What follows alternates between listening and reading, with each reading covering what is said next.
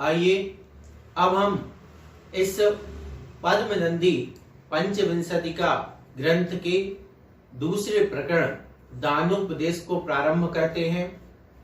हम सब ने मिलकर अभी जो प्रथम प्रकरण धर्मोपदेश था, जिसमें 198 श्लोक थे, वो भी 4 लाइन वाले, वो सब स्वाध्याय किया। बहुत अच्छे तरीके से स्वाध्याय किया और खुशी तब ज्यादा हुई जब लोगों ने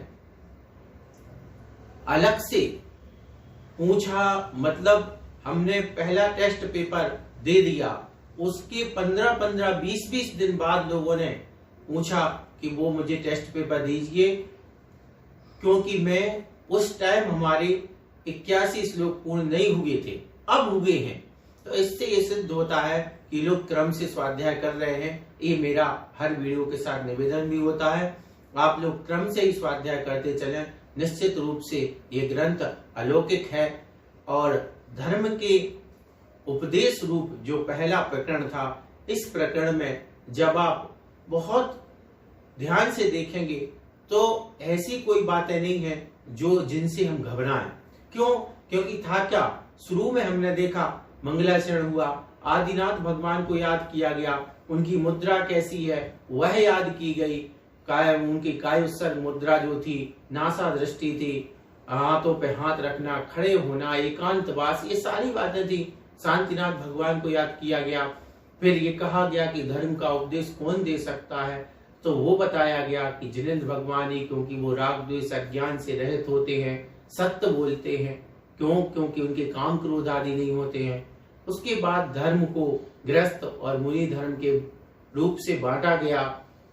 फिर गृहस्थ धर्म में दया को मुख्यता दी गई, व्यसनों को त्याग करने की बात बताई गई। कितने व्यसन होते हैं, उनकी क्या कहानियां हैं, इन व्यसनों से किस किस का वंश, परिवार और स्वयं वो बर्बाद हो गया, पाप के फलस्वरूप उसको नरकों के दुख भोगने पड़े।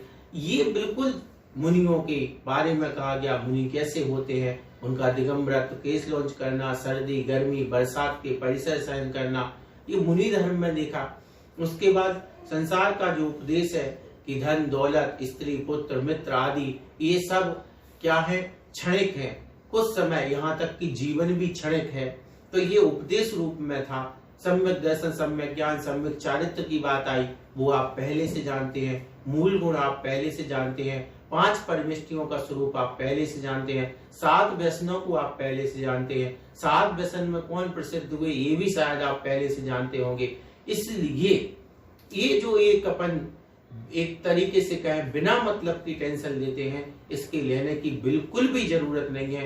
क्योंकि सब, जब आप पहला और दूसरा साल जो आपने पढ़ा है वो नींव थी, और उस नींव में जो भी ये परिभाषाएं हैं सामान्य रूप से, हाँ उनका विस्तार हो जाता है, कुछ नए शब्द आते जाएंगे और उसका विस्तार बढ़ता जाएगा, लेकिन ऐसा कुछ भी नहीं होगा कि जो आपको समझ में ही नहीं आए। कुछ चीजें आएंगी तो उनको अपन को सीखना है, बाकी ऐसा नहीं सोचना है कि ग्रंथ का विस्तार देख करके कहीं भय नहीं खाना है। और प्रश्नोत्तरों के बारे में फिर मैं एक बार निवेदन करूंगा कि प्रश्नोत्तरों के चक्कर में उतने ही उलझिए जितने में एक ग्रंथ ना रुक जाए, इसका स्वाध्याय ना रुक जाए। ऐसा नहीं हो कि हम प्रश्नोत्तरों के पीछे कहीं, हालांकि कहना नहीं चाहिए लेकिन ठेठ भाषा में कहें तो पागलपन छा जाए।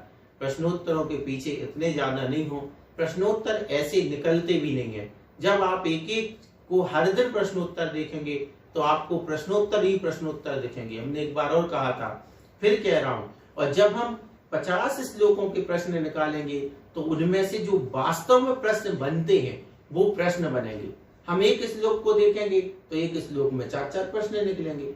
ऐसे तो इस ग्रंथ में अगर लगभग 1000 श्लोक है तो 4-4, 5-5 हजार प्रश्न हो जाएंगे। एक एक श्लोक से अगर प्रश्न निकालेंगे तो प्रश्न निकलने का तरीका ये नहीं होता है। अपना मूल उद्देश्य स्वाध्याय है और इसमें एक एक प्रकरण पूर्ण, जैसे अब अपन दानोपदेश जो प्रकरण है, इस प्रकरण में लगभग 50 श्लोक हैं। तो मेरा निवेदन है 54 श्लोक है, 54 श्लोक हैं, तो 54 श्लोक सिर्फ स्वाध्याय करें और फिर जब 54 श्लोक पूरे हो जाएं, उसके बाद फिर एक बार इसी प्रकरण को प्रश्नोत्तर की दृष्टि से देखें, फिर उनको प्रश्नोत्तर के रूप में तैयार करें। ये उचित तैयारी कही जाएगी। इसका बहुत अच्छा मेरे कहने का मतलब ये नहीं है कि जब अपन श्लोक पढ़ रहे हैं उस समय प्रश्न का ध्यान नहीं आए, प्रश्न आए, निकालें, उत्तर निकाल लें, लेकिन उसी प्रश्न उत्तर के पीछे ही नहीं फंसे रहें, आगे बढ़ते जाएं और फिर पूरा प्रकरण होने पर उन प्रश्नोत्तरों को अच्छी तरीके से तैयार करें। नोट तो हमेशा करना है, जब पढ़ते जा रहे तब आप नोट करते जाएं और प्रकरण वाइज उसको फिर एक अलग बना लें कि इतने प्रश्न हमारे हो सकते हैं। ये कुछ बातें थी जो मैंने कही। अब अपन दानोपदेश इस प्रकरण को प्रारंभ कर रहे हैं और पहला श्लोक है, इसमें क्या कहा जा रहा है। दानोपदेश प्रकरण का पहला श्लोक। जीयाजिनो जगति नाभिनरेन्द्र सूनुः श्रेयो नृपश्च कुरु गोत्र गृह प्रदीपः याभ्यां बभूतुरिह व्रतदान तीर्थे सारक्रमे परम धर्म रथस्य चक्रे।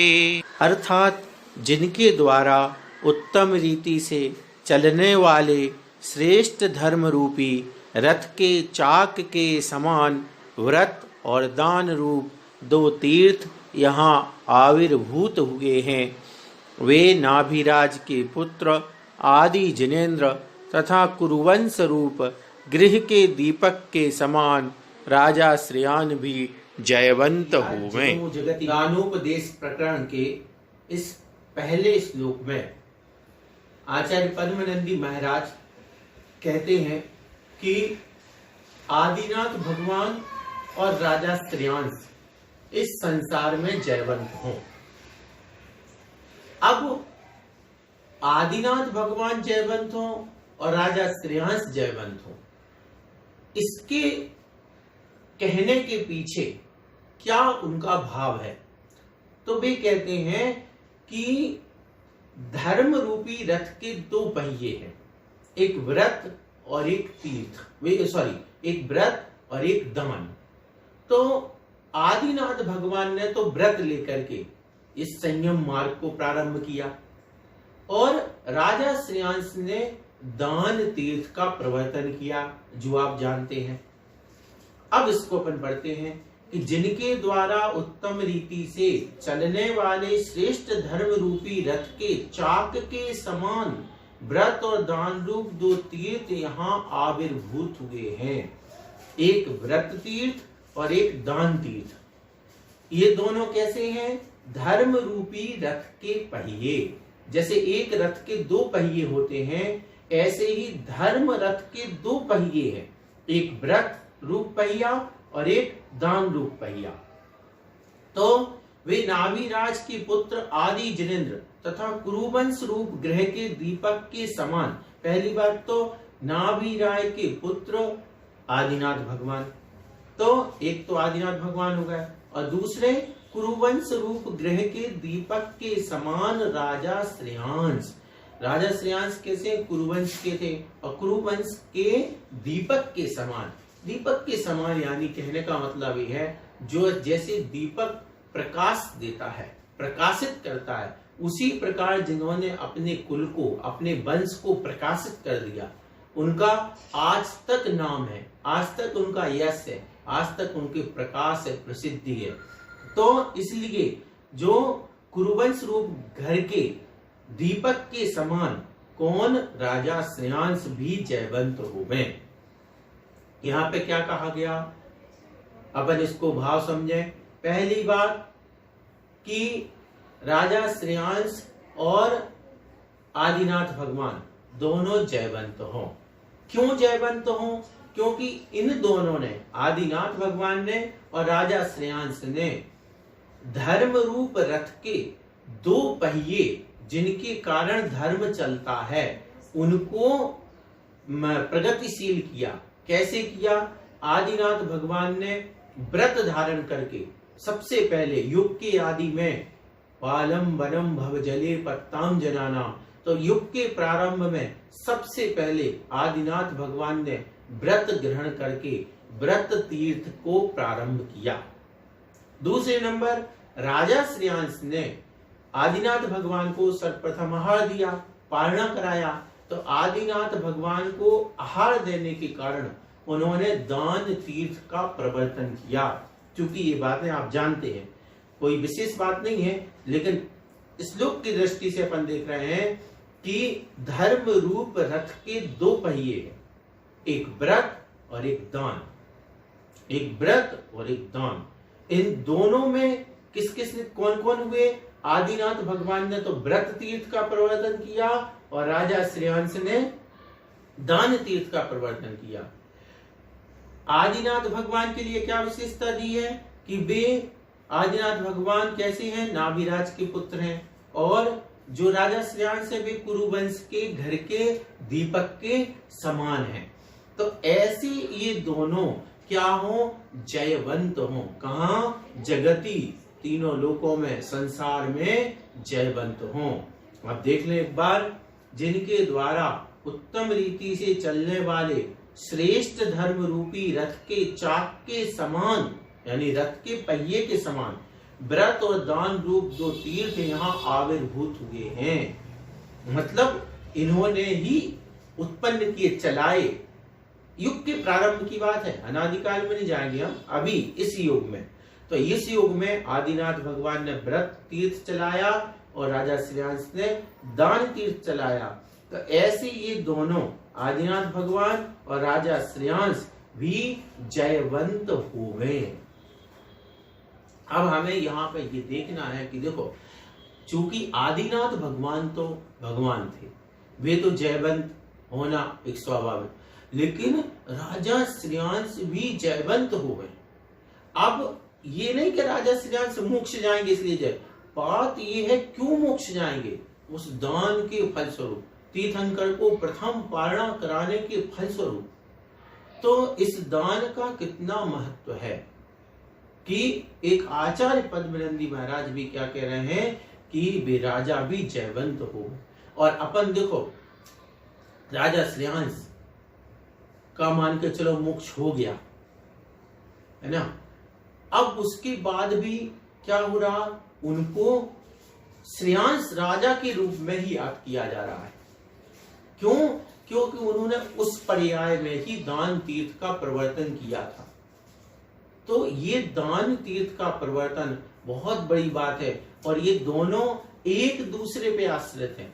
जैसे व्रत है और दान है, तो व्रत तभी तक सुरक्षित रह सकते हैं जब नवदा भक्ति पूर्वक आहार मुनि को मिलेगा। और यदि अपन को पता है आदिनाथ भगवान के साथ 4000 राजा और भी दीक्षित हुए थे, लेकिन वे क्या हो गए? भूख प्यास सहन नहीं कर पाए, तो उनको उस मार्ग से हटना पड़ा, उस मार्ग से वे भ्रष्ट हो गए, छोड़ना पड़ा वो मार्ग। क्यों? क्योंकि दान तीर्थ प्रवर्तन नहीं हुआ था। दान तीर्थ प्रवर्तन होते ही क्या हो गया कि व्रत और दान दोनों तब से अभी तक चले आ रहे हैं। इसलिए इस पहले श्लोक में आचार्य महाराज ने बताया है कि भोग भूमि के बाद जब कर्म भूमि आती है, कर्म भूमि में जहां पर ये सब शिक्षा दीक्षा इत्यादि हुआ करते हैं, जहां पर धर्म को संयम के रूप में धारण किया जाता है, व्रतों को दान पूर्वक सुरक्षित किया जाता है, ऐसे व्रत और दान रूप जहां उत्पन्न हुए, जिनके कारण चले, उन दोनों को आचार्य महाराज कहते हैं वे दोनों हमेशा इस संसार में तीनों लोकों में जयवंत रहें। अब इसमें से जैसे क्या हो सकता है, प्रश्न क्या हो सकता है? प्रश्न ये हो सकता है कि व्रत तीर्थ का प्रवर्तन किसने किया? तो उत्तर हो गया आदिनाथ भगवान ने। दान तीर्थ का प्रवर्तन किसने किया? राजा श्रेयांस ने। इस प्रकार से यह श्लोक अपना पहला नंबर श्लोक पूर्ण हुआ।